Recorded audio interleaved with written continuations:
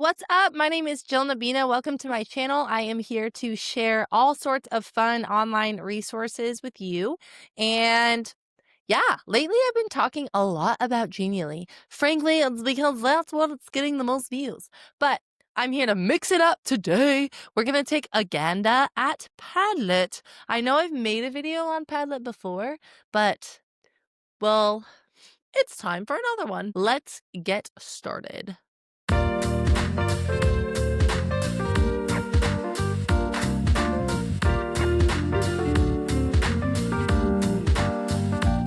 Padlet is a phenomenal tool for engaging students online and allowing them to be creative within a online place, I guess. However, I will say asterisk, if you don't have the paid for version of Padlet, it really is pretty much useless. It's one of my, I guess, big negatives against Padlet is their free version is kind of like when you download an app that's like, this app is free. And then as soon as you click in, they're like, pay us $100 to look at anything within our app. It's kind of like that. So now, I will say the paid for version is probably worth it, especially if you are someone who does a lot of things online or you are interested in an online engagement or a lot of asynchronous type of endeavors and or cross-curricular endeavors and or cross like levels, periods, like if you have a second period and a third period that are the same class and you want them to interact more. But you would need to have a lot of intentionality around using it because if you're paying for something, you don't just want to pay for something that you're not going to use. This is basically what it looks like. Their AI recipes are really cool.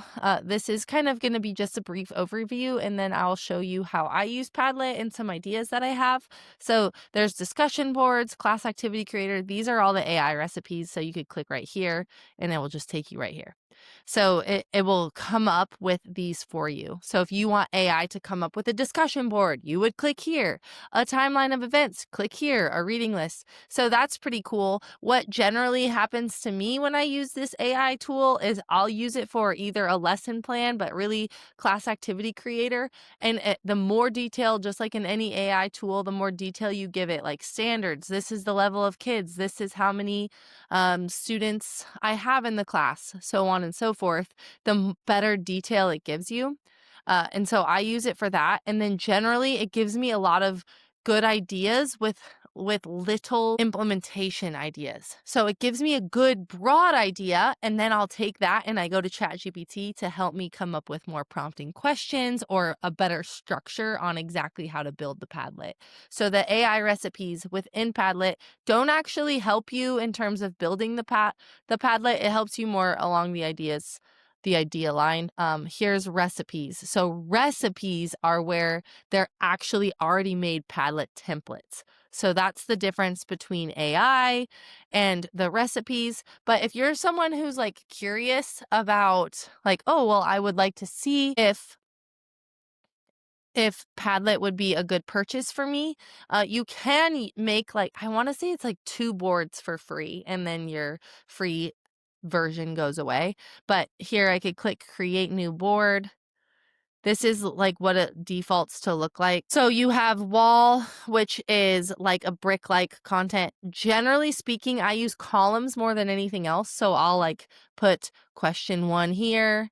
I'll add another section with another question, and then I'll add another section with question 3. And then within my title, I could do that. And then here, students can add their name as the subject, or they can put whatever they want. But this is the moneymaker, is there's 15 types of responses that students can have on a Padlet. So they can respond via an upload, link to something. They can record themselves, which is clutch because Flip went away. I don't know if any of y'all ever used Flipgrid, but that's gone. So it's really helpful. They can even just embed directly a YouTube video. So there's so many ways. They have this AI speech, AI image, photo albums. There's like a million things for them to do. And then they can write something about whatever they do. Now, if you're like, that's too many options, I don't want them to have access to any AI, that's fine. There are a bajillion share settings. So when you actually get ready to a place where you're going to share this with other people, whether it's students or businesses, when you come to share, you can actually, first of all, you can embed this, and then permissions, you can decide if you want them to be commenters or writers, moderators, admin, no access, visitors with a link, no access, reader, commenter, writer. Then you can also, so you can turn it into a grid, which is similar to columns, obviously. You could have a table, which the table feature is actually new. That's kind of nice. So if I was going to do a table and I'm like, okay, add question 1.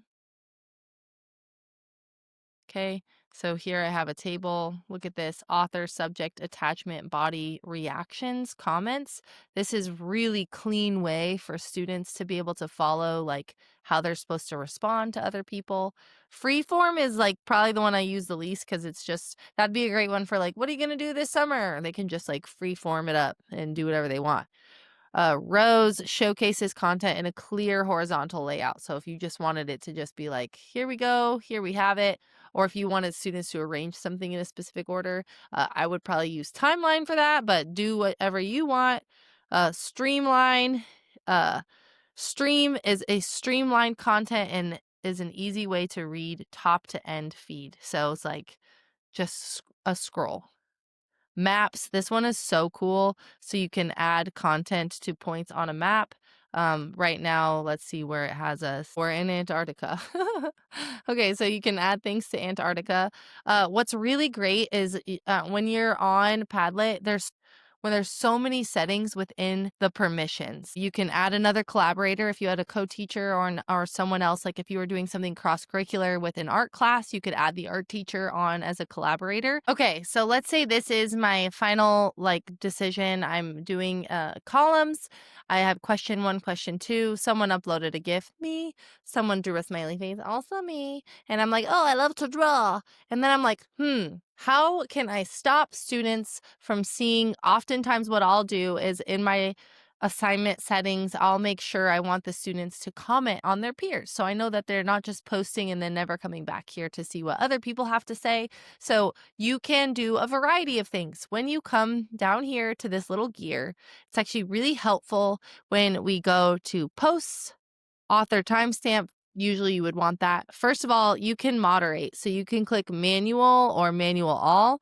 So that would mean that anytime a student posts, you have to approve it. If you have a lot of students who might be posting inappropriate things or irrelevant things, you might want to turn that feature on. I generally don't have that problem, so I don't use that, but you can turn that on. So when you click over to engagements and it says comments are on, you can click this, and then this is going to control if you're like, oh, I really don't want students to draw, or I really don't want them to have access to YouTube or GIFs, or I only want a video response.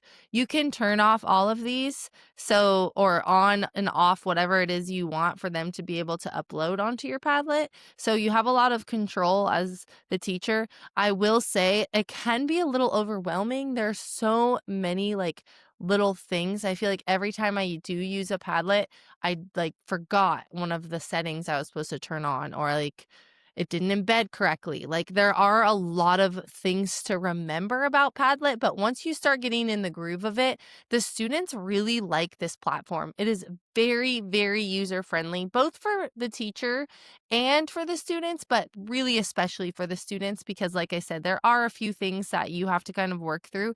This whole thing I've shown you so far is also just on Padlet boards. Stay tuned for the next video on Padlet Sandbox, which is a whole nother can of worms of what's available. Okay, well, that's all I have to say for now about Padlet boards. Please let me know if you want me to get more detailed, if you want me to actually create a board that I might use or show some lesson plan ideas. I would love to know what you're interested in seeing down below in the comments. Okay, bye!